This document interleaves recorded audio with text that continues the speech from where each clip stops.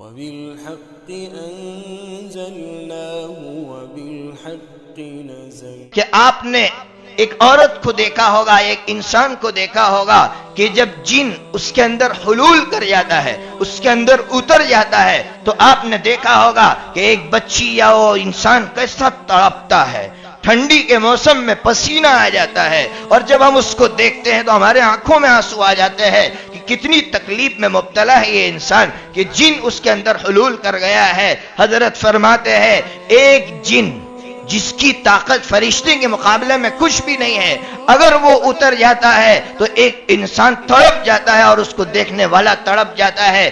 کیا خیال ہے مسلمانوں، جب قرآن اتر رہا تھا تو حضرت کا کہنا ہے کہ قرآن کو اتارنے کی اللہ نے یہ شکل تجویز فرمائی کہ جبرائیل علیہ السلام آپ کے قلب مبارک پر اترتے تھے، آپ کے قلب پر اترتے تھے۔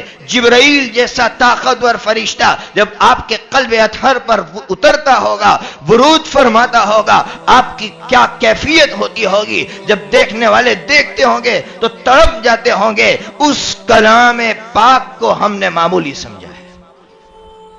تقریباً 6666 آیتیں جو قرآن مجید میں ہے، اختلاف ہے کتنی آیتیں ہیں، تقریباً آپ سوچئے ایک آیت کے لیے آپ نے اتنی تکلیف اٹھائی۔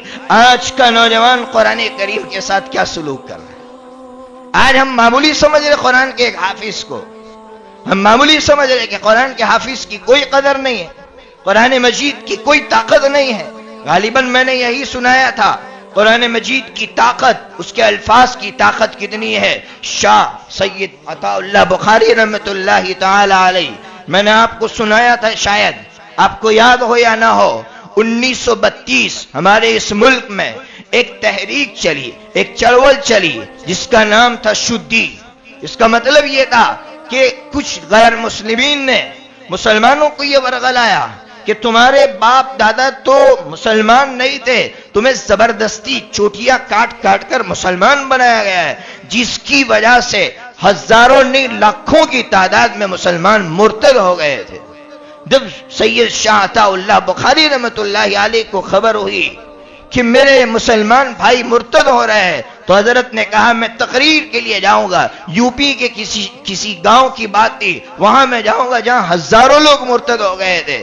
حضرت جب وہاں جانے والے تھے، اخبار میں خبر چھپ گئی کہ سید عطا اللہ بخاری تقریر کے لیے آ رہے ہیں، تو حکومت کی طرف سے پابندی لگا دی گئی کہ عطا اللہ تقریر نہیں کر سکتے ہیں۔ اللہ تبارک و تعالی نے ایمان والے کو ایک سمت دی ہے نا، تو سید شاہ عطا اللہ بخاری رحمت اللہ علیہ نے فرمایا میں تقریر نہیں کروں گا، میں حکومت کے اس قانون کو اپنے دل سے لگاؤں گا اور اس کو اپنے آنکھوں پر رکھوں گا، میں کبھی اس کی مخالفت نہیں کروں گا۔ تو کہا کیا کریں گے؟ بس وہاں جاؤں گا۔ حضرت وہاں پہنچے، وہاں پہنچ کر حضرت نے کہا میں آج بیان نہیں کروں گا، صرف قرآن مجید سناؤں گا۔ حضرت نے سورہ یاسین شریف پڑھنا شروع کیا اور سورہ یاسین شریف کی آخری آیت پر پہنچے ہیں، جتنے لوگ مرتد ہوئے تھے سب کے سب اسلام میں داخل ہو گئے۔ قرآن مجید کے الفاظ میں آج بھی یہ طاقت ہے۔